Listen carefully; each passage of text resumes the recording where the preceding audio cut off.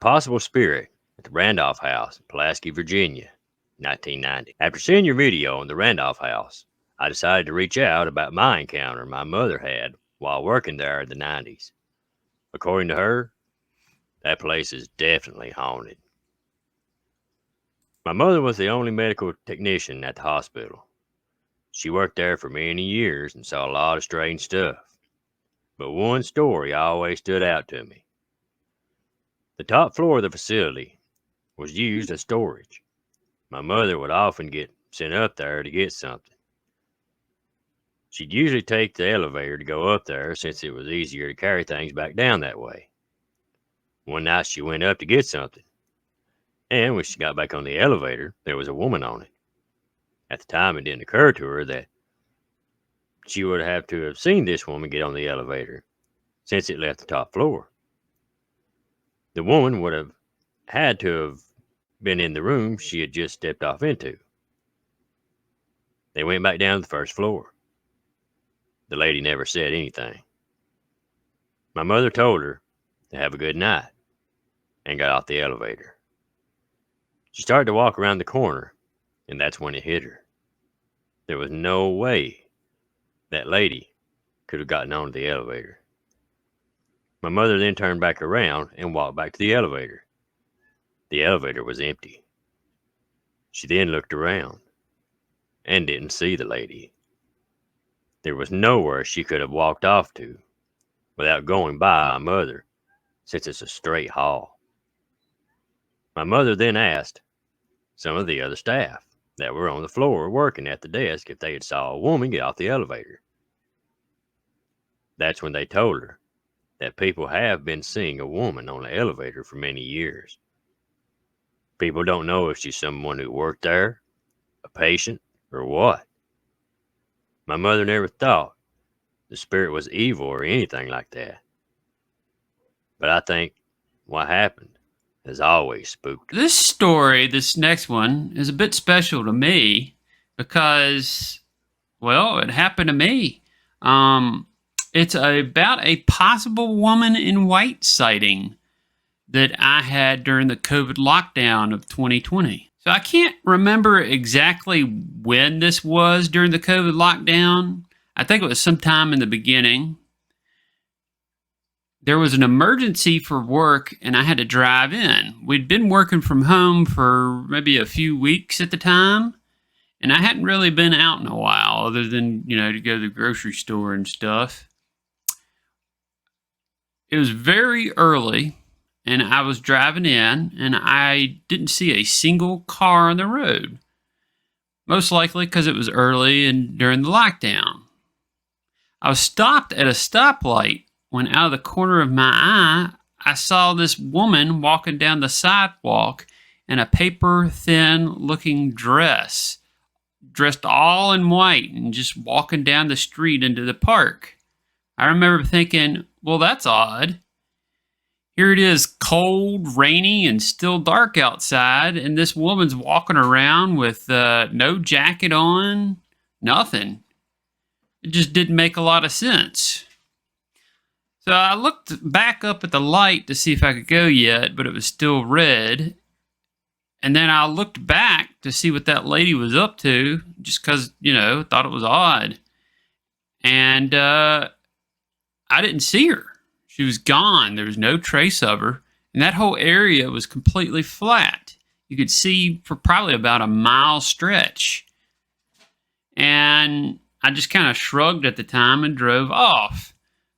Well, I got about half a mile down the road, and I was like, well, dang, I should have got my phone out and recorded her. I mean, who knows what that was, and that was pretty strange. And then thinking about it even more, maybe that was a woman in white. Now, years later, I started Spooky Appalachia, and I was talking to a police officer friend who told me or asked me if I had heard of all the deaths that happened associated with that bridge over the park. And it made me wonder, maybe, just maybe, this was a spirit of a woman who had a death related to that bridge. Eerie experience at a Blackburg retirement Hey, I've commented on your videos before about my time as a volunteer at St. Albans and a house my family rented in Radford. I thought I'd share a recent story I've had about a weird experience. It happened last year when I was working at a nursing home in Blackburg, the Heritage Hall. I was a welcome greeter there and worked in the front lobby from 4 p.m. to 12 a.m. on weekdays and 3 p.m. to 12 a.m. on weekends. I asked COVID questions and took people's temperatures. The doors get in the front lobby with an automatic sliding door kind. They could be triggered by bugs or even wind sometimes. But sometimes there were definitely moments when the doors would open and there would be no bugs or winds to trigger them. One of them moments happened one night around 8:30 p.m. to midnight when it was kind of slow after the last visitor had left for the night. The doors opened and nobody came in or out, but I heard a very distinct footstep right after the door closed. That nursing home had a lot of activity.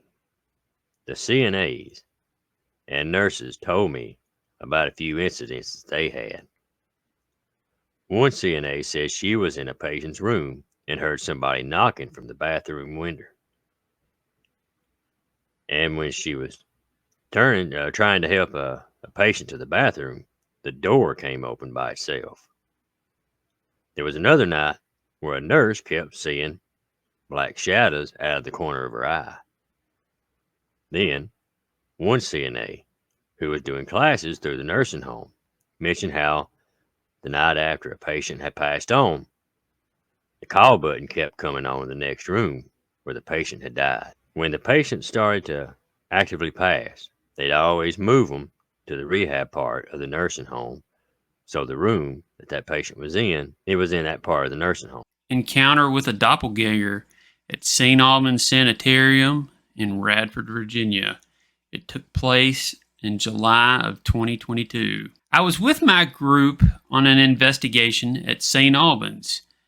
I was watching the monitors with the group, and two ladies from the group came back from where they were supposed to be. I was sitting watching them on the camera and heard them coming down the hallway.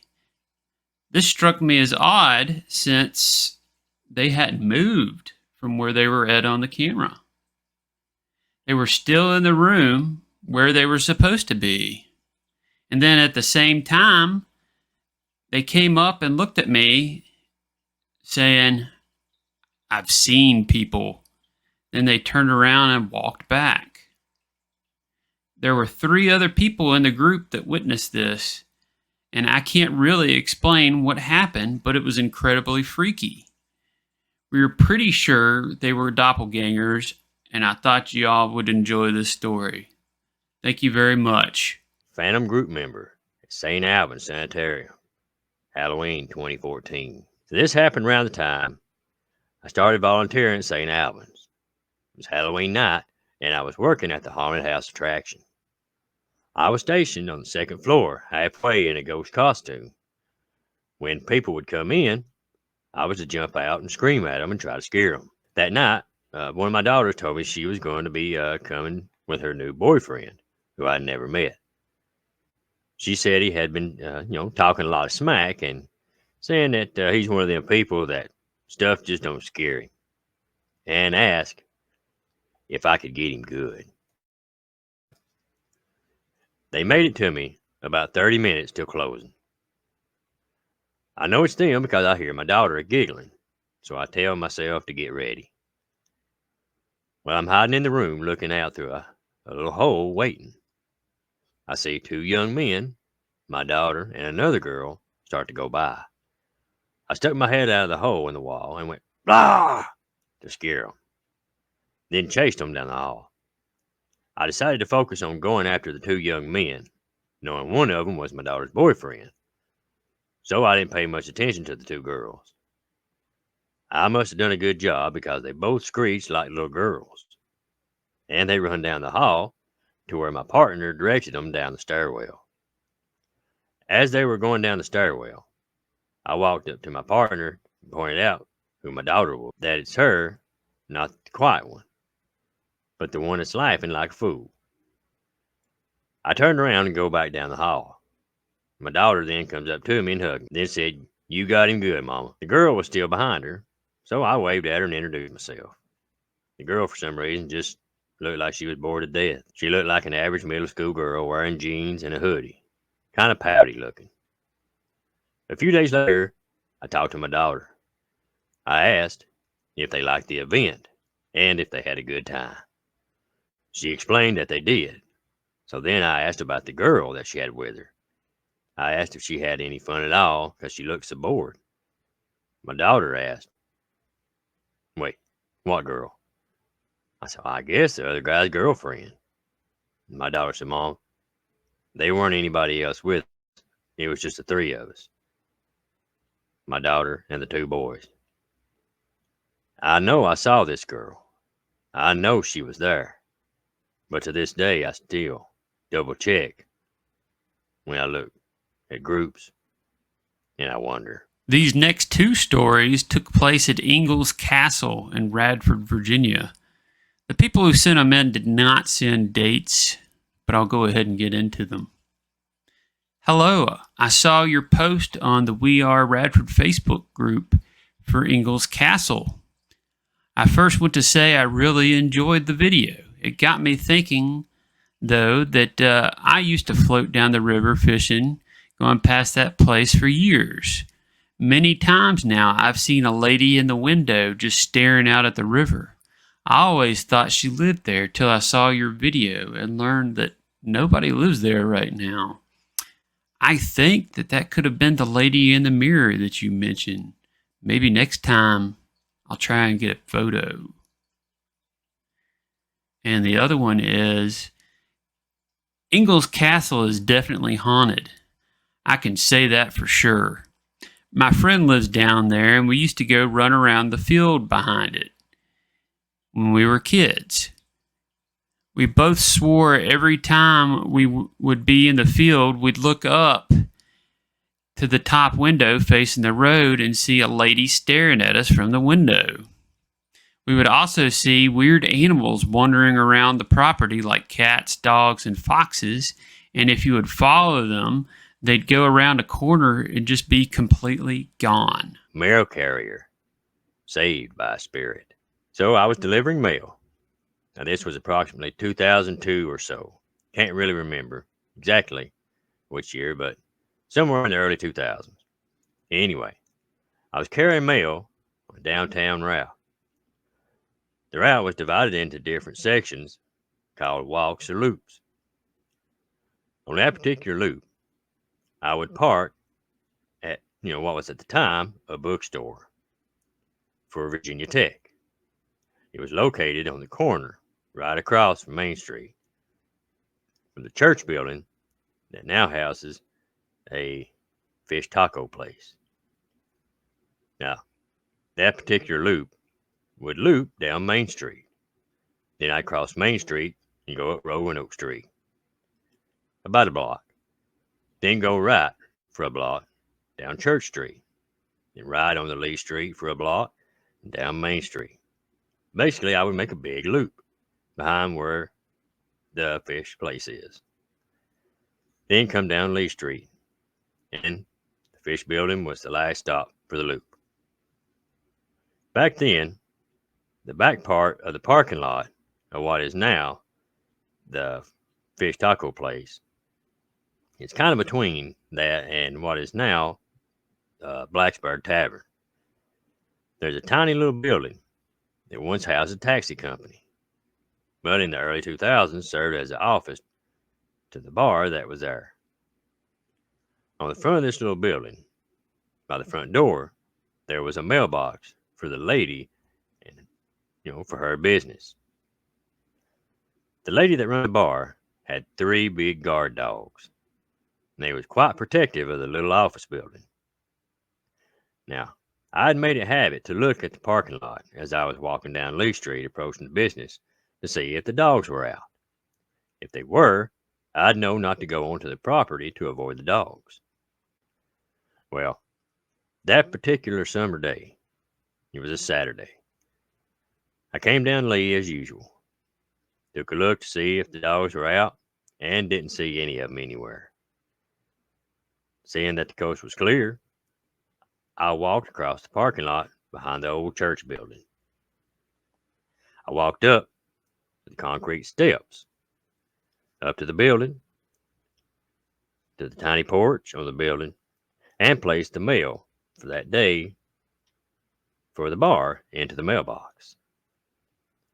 Then turned and started down the steps. At this point, I looked down, and right there, sniffing my ankle, was one of the guard dogs. A big old German Shepherd. I about died on the spot. I have no idea where he came from or where he'd been, but he basically had me cornered on that tiny little porch. I started trying to tweet talk him. Hey boy, how are you?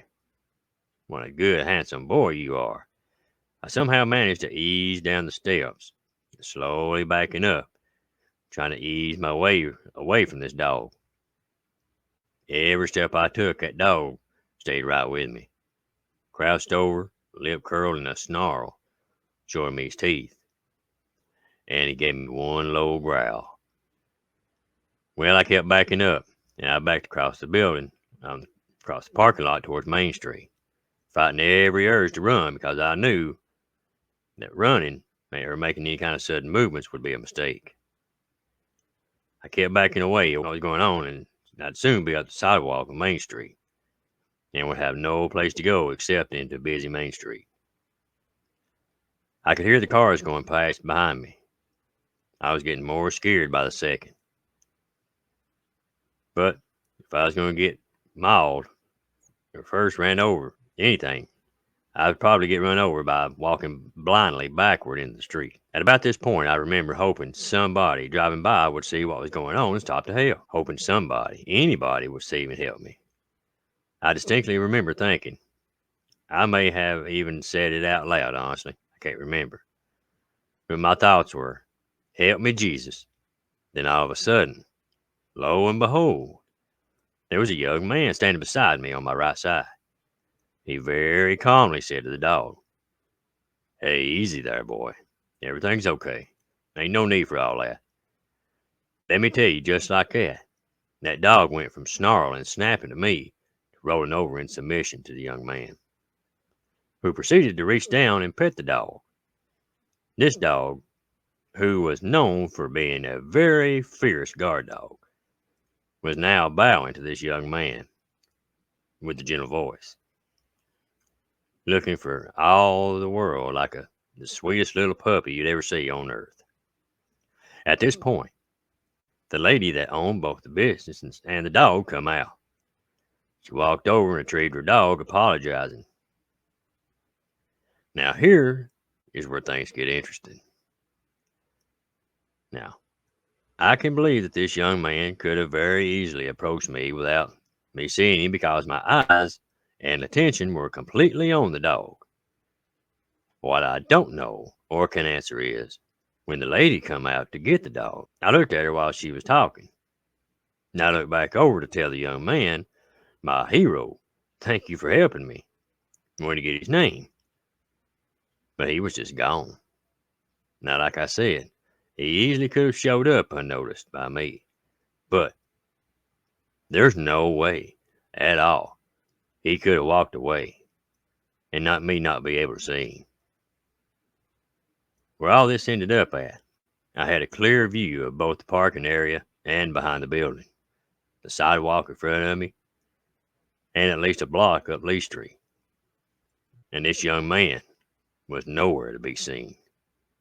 He was just gone. He had literally disappeared. Our next story was sent to us about an encounter this person had at the old Christiansburg Middle School in Christiansburg, Virginia, back in 1998 or 1999. I went to the old Christiansburg Middle School. There were all kinds of rumors about it being haunted, and everyone was always talking about the Black Sisters, especially around Halloween. I remember one time I had left class to go to the bathroom. I always felt creeped out going places in the school by myself. Heading there, I saw what looked like a shadow at the end of one of the halls, and then it darted away. I remember thinking, well, that was really odd. And then when I made it to the bathroom, I remember I started hearing what sounded like a lady whispering or chanting. I decided to finish my business and hightail it out of there as fast as I could. And then the other one related to the old Blacksburg Middle School we were sent was back in 98 or 99. I was working at the old middle school as a service worker. I spent many late nights working at the school helping clean things around the school. One night, another lady and I were cleaning the downstairs of the main building when we heard what sounded like something very large being scooted across the floor above us. We went up there, and it was just us in the building, so we went and checked it out. We found that every door on the floor, which we had previously locked, was now unlocked. And we locked everything back up and headed back down the stairs, and it felt like someone or something was hovering over my shoulder the entire time. I couldn't wait to get it out of that place. Now, one more I remember hearing, I'll tell. It's very short. Was there was an old principal that worked at the middle school, and apparently he kept getting calls at 2 and 3 o'clock in the morning from the police saying that somebody was in the building. And he would go over there with the police, and they'd go search the building and do a sweep. There would never be anybody in there. Now, if that's not crazy, I don't know what is. That's spooky and freaky on another level. Yeah. Man. Anyways, I hope you all enjoyed the stories from my home region of the New River Valley. Yeah. These are all fan-submitted stories that we've been sent over the years. We definitely would love to do more regions. We're thinking of doing regions like this, maybe by state. Yep. Just tell us if you liked it, and we'll see what we can do. Absolutely, folks. And remember, be sure, hit that subscribe button. It's absolutely free. And then hit the like button, share out, tell your friends, tell your family, tell the dogs, tell the cats, tell the groundhogs, squirrels, everybody.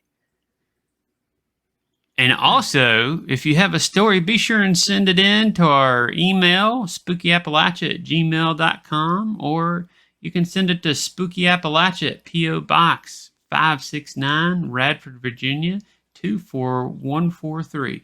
That's how we make these little the weekly videos possible. It's how we make these big collections of stories possible, is your stories. So don't forget to send them in. That's right. And, and it don't matter if it's a real long story, if it's a real short story, it don't matter. Send them in. We want them all. Yeah, I included a couple short stories in here, if y'all noticed. So yeah, we use them all. Send long them and in. short. Yeah. Oh, yeah. And as always, remember, stay spooky. Yeah, stay spooky, everyone.